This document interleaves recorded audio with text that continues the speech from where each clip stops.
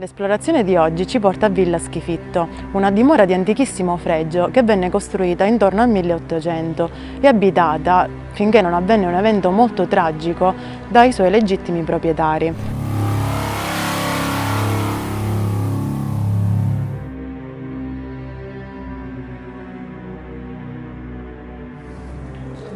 Sì, più che magazzini sembrano locali per la servitù o locali ausiliari dove praticavano attività quotidiane culinarie come infatti cucinare e infornare pane.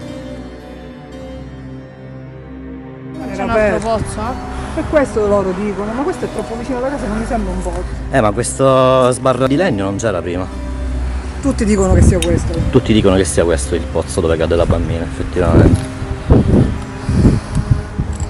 Mentre un pomeriggio come tanti altri giocava qui in cortile con i suoi amici, il pallone si incastrò su un albero che stava sopra il pozzo.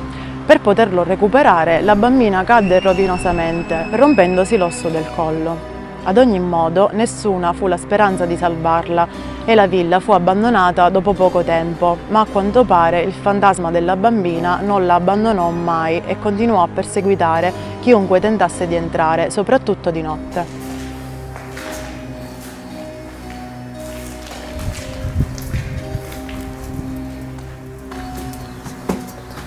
Cosa ci aspetterà al primo piano?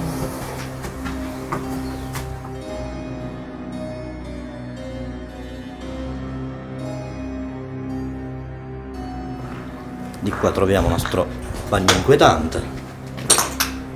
Un altro ragazzo dice di aver visto lo spirito levitare mentre lo fissava quando stava per scendere verso il piano terra.